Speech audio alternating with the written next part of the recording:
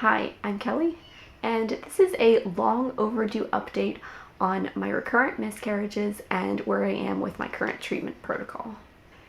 So in my last video, I talked about what my treatment plan was from Dr. Stricker at the Allen Beer Center. And the first step of that treatment was to do LIT, which is lymphocyte immunization therapy. And if you don't know what LIT is, I have a whole video about that I'll link for you. But we did 3 rounds of LIT, and that finished up around January of 2020. And then we had some tests done after the LIT to see what my numbers looked like afterward. And we got those results back in like January. No, I'm sorry. We did the final round of LIT in January. We got the results back in February. So when we got the results back, the first part of them was my cytokines, like my Th1 cytokines, which are tumor necrosis factor and interferon gamma, I think. So those numbers started out really high. My tumor necrosis factor was 37.4, which is like just about off the charts. It's not where you want to be. And after 3 rounds of LIT, my TNF went down considerably. So the LIT definitely helped my cytokine levels, and my interferon gamma, that one went down too. I don't remember the exact number, but it went down into a safe level. However, the other part of the test was my LAD numbers, which are lymphocyte or leukocyte. I think it's lymphocyte antibody detection test. And those numbers are supposed to be above 50. That's where they want you to be.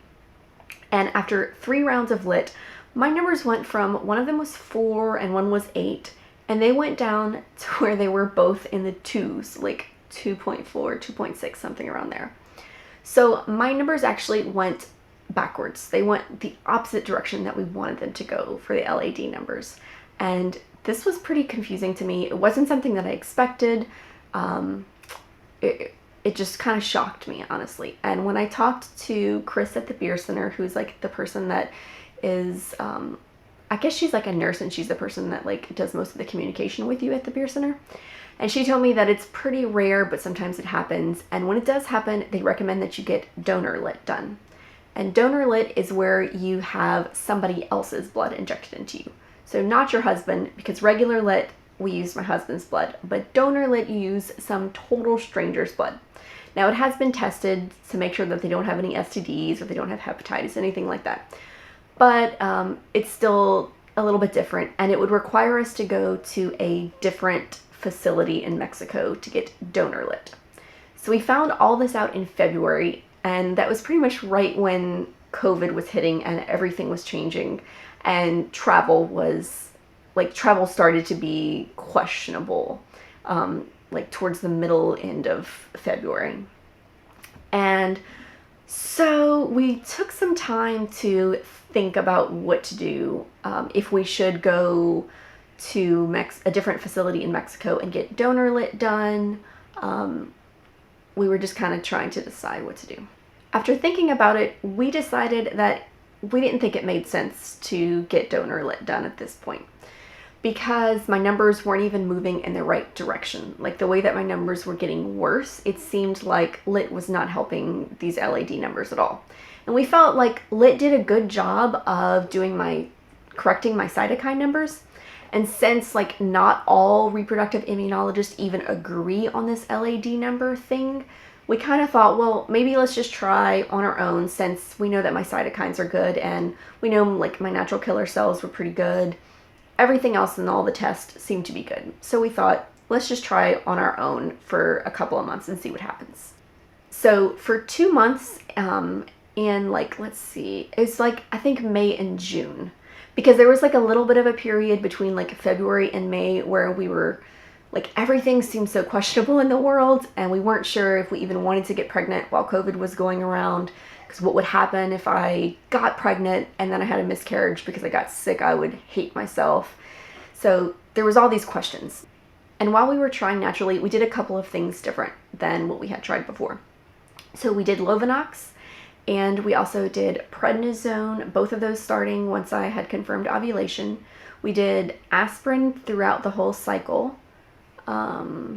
I had been taking like all of my normal vitamins and supplements and that sort of stuff. But it was mostly the prednisone. That was the biggest difference for us. We had never done a cycle with prednisone. So we did the Lovenox and the prednisone, and the hope was that if I got pregnant, we would increase the dose of both and do the Lovenox twice a day. So let's see, it was like May and June that we did our natural cycles where we tried on our own using those medicines. And neither one of those worked.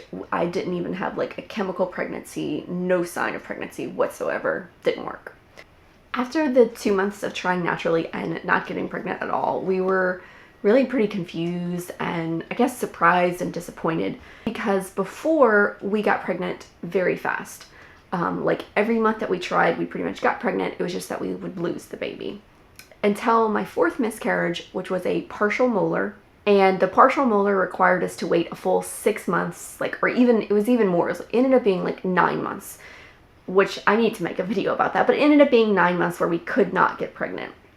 So, and after that, we were starting with Dr. Stricker at the Island Beer Center, and he recommended that we don't try until after we did all of our tests and did all of our treatment. So it ended up being like over a year of us not getting pregnant. And for most of that, it was like we were not specifically trying to get pregnant, so it was like, okay, you know, maybe it's all right.